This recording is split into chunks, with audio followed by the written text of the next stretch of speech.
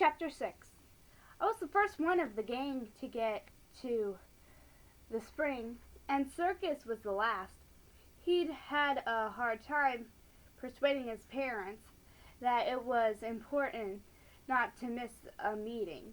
Circus's folks, his dad especially, never did understand boys very well. Although his dad must have been a boy once himself, but sometimes grown-ups are funny that way. They forget that inside a boy there is something that just makes him want to keep his promise to the gang. And I tell you, it's pretty hard to obey your parents when they don't understand. We had to though. Big Jim said he'd read it in the Bible as plain as day. Children, obey your parents. Little Jim agreed it was true. He had seen it in the Bible with his own eyes. Besides, Big Jim said, if you ever want to become a Boy Scout, one of the qualifications is obedience. Well, pretty soon we were all there, and Big Jim had come with a mysterious package under his arm.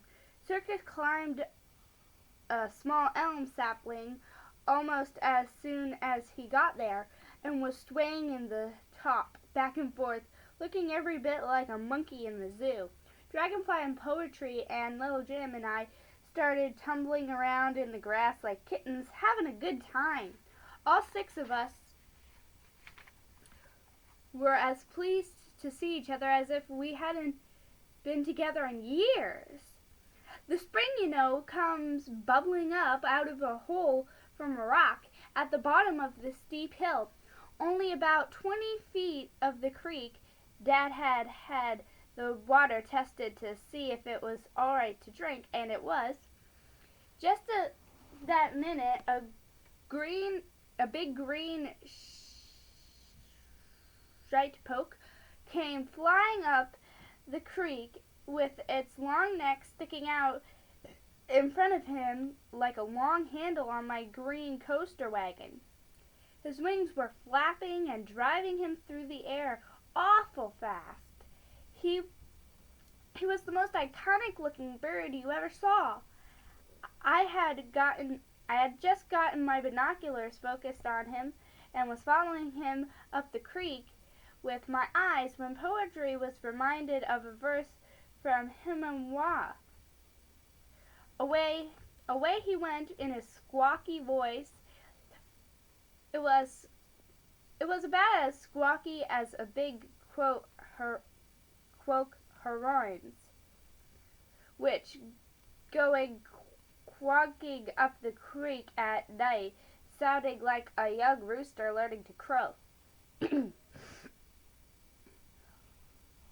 Then the little Howana learned of every bird its language, learned their names and all their secrets, how they built their nests in summer, how they hide themselves in winter, talked with them when he met them, called them Howana chickens. Poetry had finished the first verse and was starting the second when something came swinging down from above and landed right on the top of him. Circus had caught hold of the top of the elm sapling where he was sitting and swung himself out.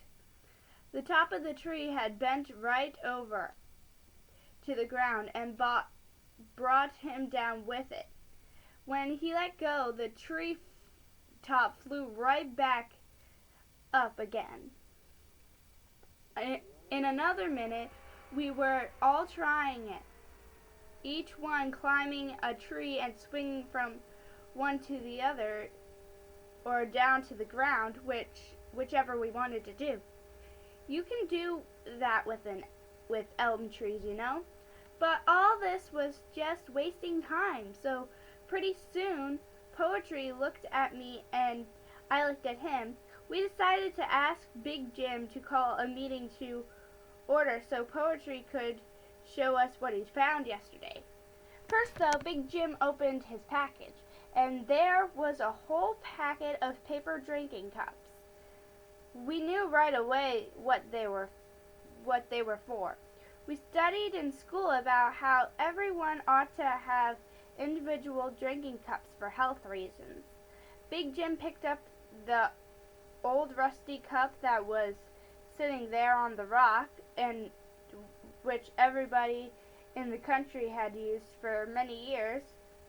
We all stood solemn-like, wondering what he was going to do.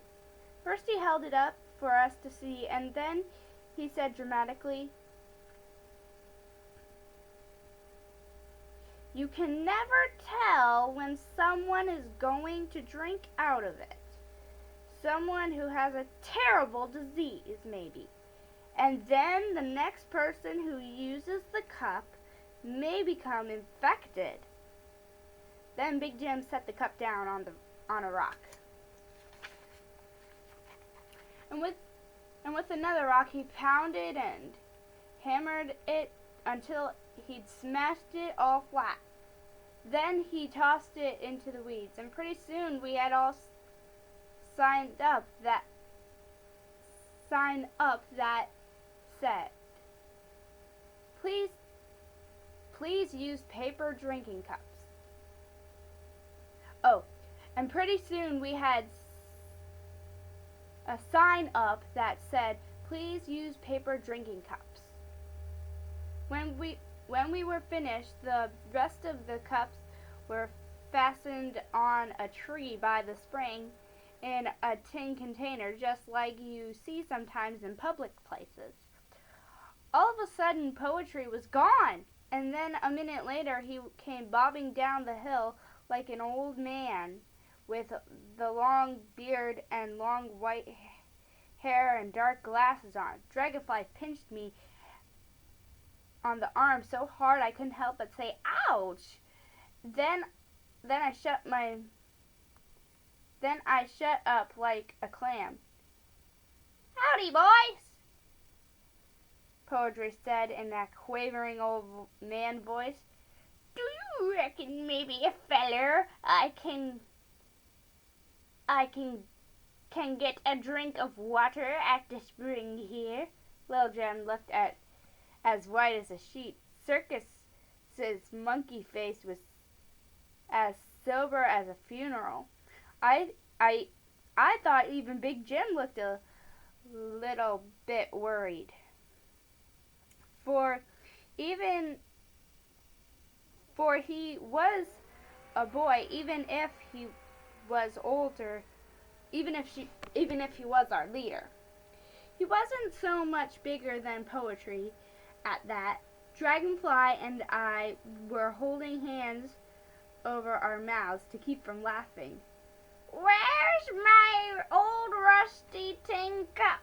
Poetry's voice quivered, and it didn't sound any more like poetry than anything. But then Circus saw his bare feet and noticed how big and round he was. 2 seconds later, Poetry was standing bareheaded and looked surprised and disgusted and Circus was already trying the disguise on himself to see how he would look. Well, Big Jim called a meeting, and Poetry, Dragonfly, and I told the others everything we knew, even to the radio announcement.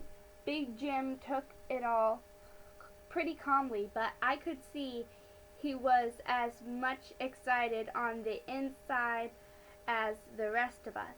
"Maybe I'd better run home and ask Mother if I can go," Little Jim said. "Not much you don't," Circus said. "It's going to be a secret. Now if you're afraid—" "I'm not afraid," Little Jim shouted bravely. Of course he was afraid, and so were all of us. But a boy likes to be scared. A little bit. It feels good. So pretty soon we were there, right down along the swamp, walking cautiously toward the old hollow sycamore tree.